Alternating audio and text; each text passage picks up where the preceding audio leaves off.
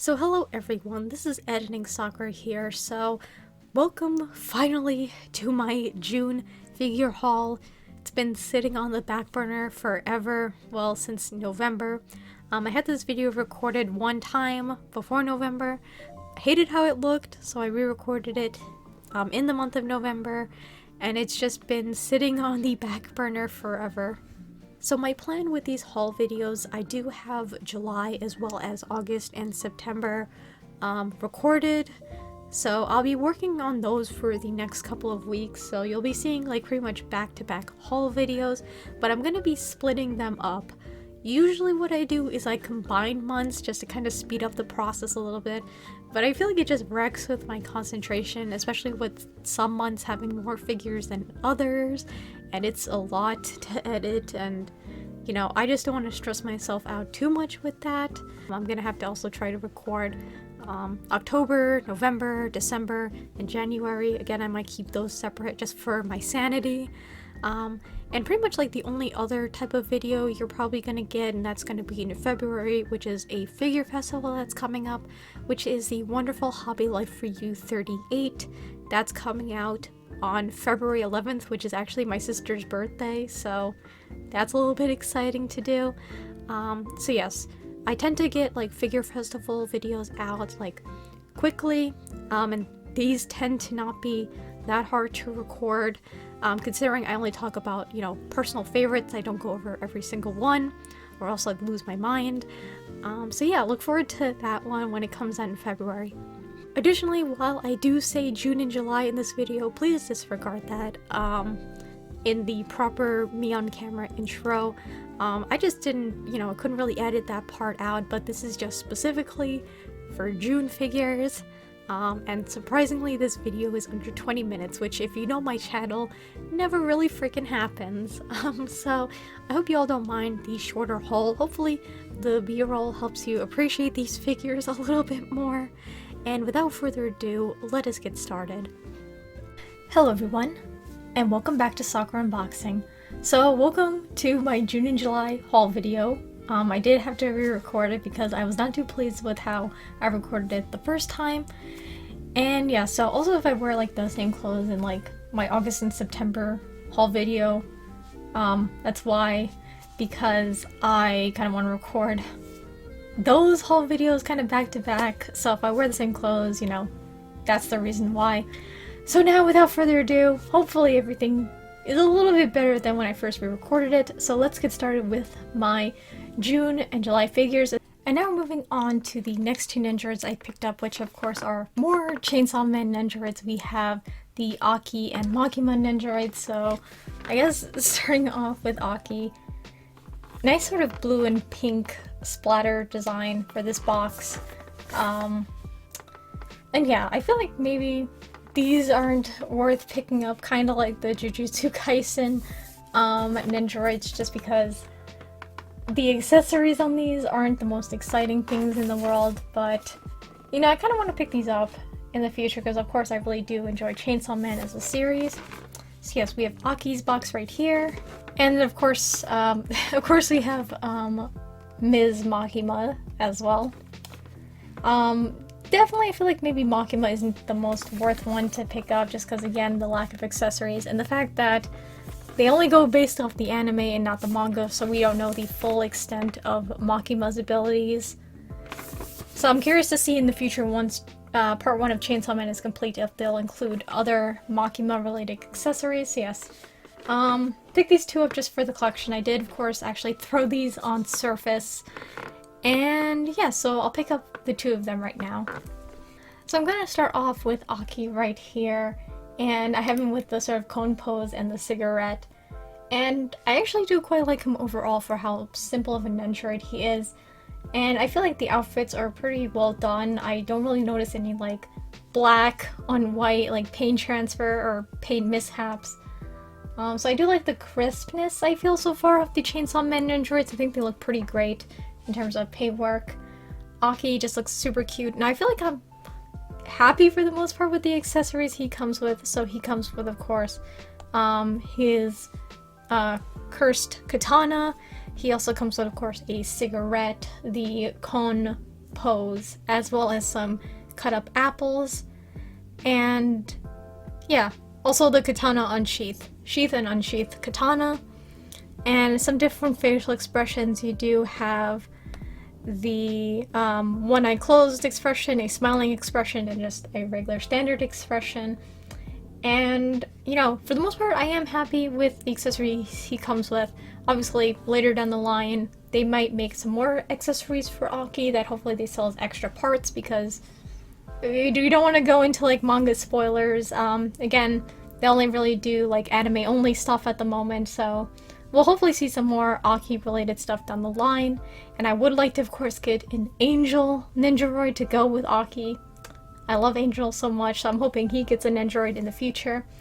And the one major thing I wish that this Aki Ninjaroid came with was a sort of like backdrop of the Fox Devil. I would have liked that. I feel like it would have like elevated the Ninjaroid even further. I'm really surprised they didn't do that. So I would have liked to see like a sort of clear backdrop that I can display him with the Fox Devil. Unfortunately, that's not the case. That kind of you know, makes me not love this Ninjaroid as much as I'd like to, but I think he still looks super cute overall. And then, of course, we have Makima herself. You know, very basic, unfortunately.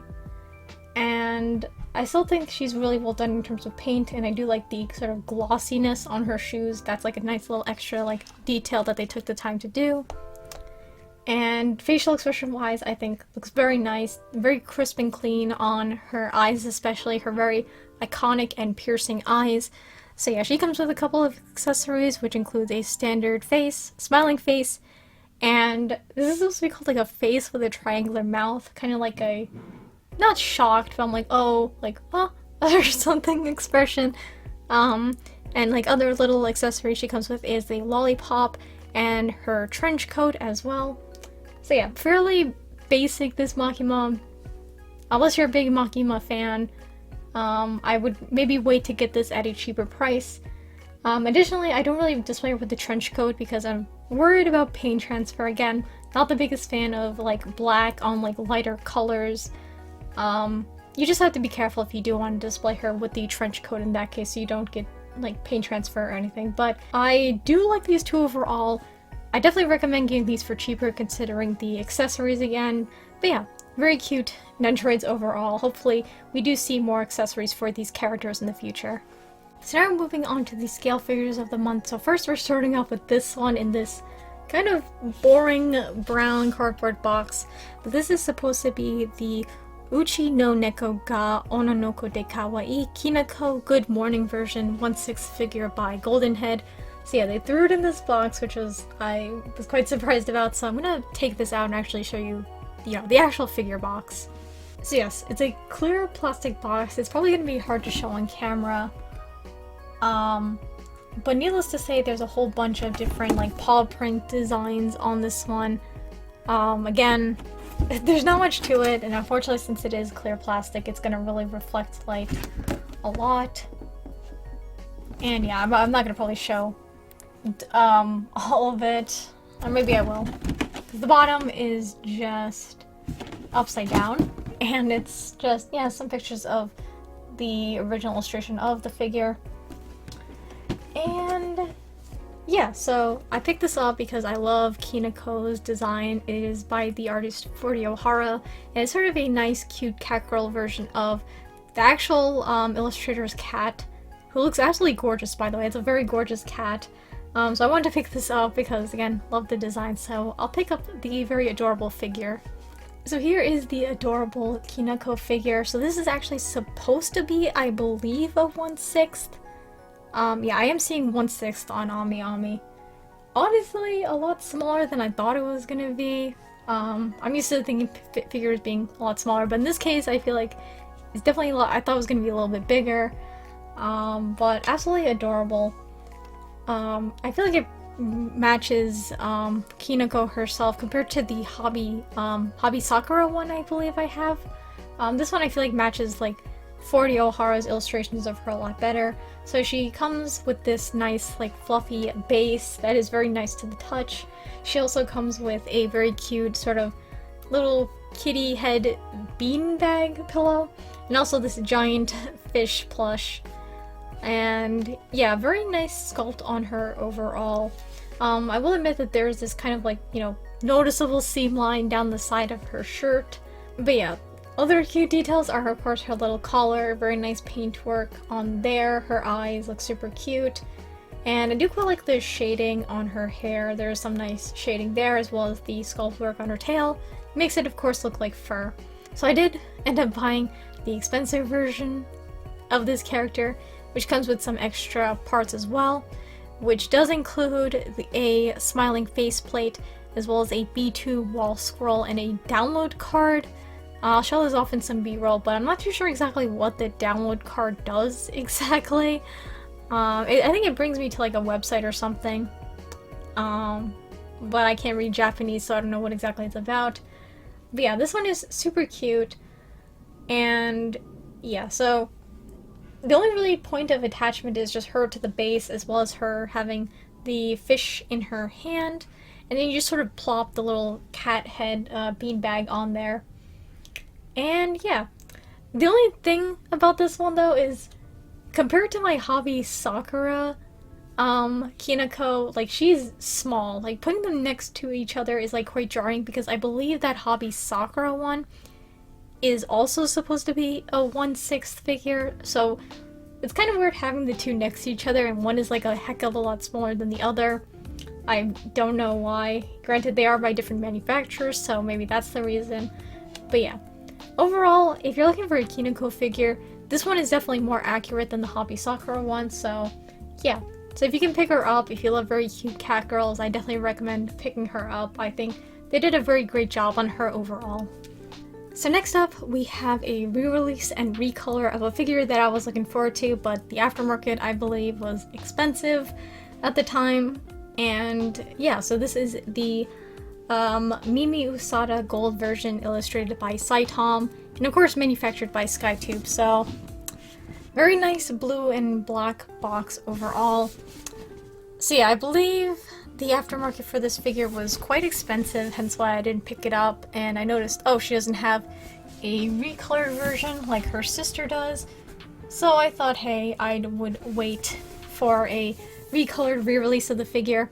Obviously, they can be hit or miss in terms of just the colors that they pick, but I was overall pretty happy with what I saw in promotional pictures and decided to just pre-order her, so I'll pick up this beauty right now. So yes, here she is, and overall I feel like this figure is pretty flawless. I really didn't notice any paint defects or issues with this figure, and again, I feel like SkyTube quality is overall excellent in terms of sculpt and details and paintwork, and I'm overall happy with the gold version of her. I'm kind of a sucker for like metallic details, and I think she just looks great in gold. Her shoes, that tiny little like decals that they used, because there is some like writing on the shoes in white, which I think is like excellent. Like it doesn't look messy or anything. Maybe, I guess with this figure, I'm kind of like looking at it, maybe a little bit more shading in the hair, a little bit. Again, it's kind of dark back here, so it's kind of hard to tell, but the sculpt on the hair looks great. Maybe just a little bit more shading. But other than that, like, I have like no other complaints. I think she looks excellent overall, and she's actually on sale on AmiAmi for 110 USD, so for a 1/6 at that price, I feel like it's worth picking up. Granted, I don't know how much the shipping is for this figure by itself. Box is pretty big, so that's just a heads up. And I'm overall happy to have her to go with my Yu Usada figure, which I did get the recolored version of that one as well, with the pink and the white. I love that version so much compared to the OG. And yeah, very nice to have those two next to each other. Now, she also does come with a mask that she wears in that original illustration. I choose not to display her with it just because I worry about like paint staining over time, because it is black on a light color and I hate that, so I choose to display her without it. If you love Saitom, if you love this character design, I highly recommend picking her up because she looks absolutely fantastic overall.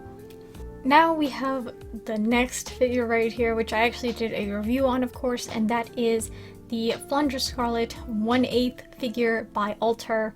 Top tier figure manufacturer, top tier figure. I love her so much. I won't go too in depth with this one because again, I did a review on her, which goes, you know, more in depth, of course. And, you know, of course I show the box off on there, but I am super duper impressed with this figure. Just the level of detail, the sculpt, the colors, the shading, the overall composition of this figure is absolutely excellent. And she definitely is probably one of my top figures for 2023, no doubt, just because of the love and attention that she has received and deserved. And yeah, just the different materials that they use. I'm noticing how like the sun is coming through my window, and it's kind of like making these jewels just shine and shimmer. It's absolutely gorgeous. And obviously I'm very much anticipating her sister Romelia, so I did pre-order her. And you know, definitely an expensive figure. Again, this is like 230 USD, not cheap whatsoever, and then the shipping cost on top of that. And I think I mentioned in that video, the aftermarket for this figure has gone up a bit, so I feel like if you don't mind shelling out the money, I would probably recommend pre-ordering Romelia, just because the aftermarket might be worse for her. So yes, I am overall happy to have her in my collection, and I'm very excited to get her sister sometime in summer of next year, just so I can display these two lovely vampire girls together. And now the last figure I have for June is of course a binding bunny, one that I was really anticipating, and that is of course the Mio Blue 1/4 scale figure, illustrated by Sakiyamama and of course made by Binding. I had to pick her up because I do have the OG Caroline Yuri bunny. Very expensive in the aftermarket, yet I shelled out the price for her anyway because I love her design. Yeah, I just love her design overall. And just having her next to Caroline, I feel like they look so good together.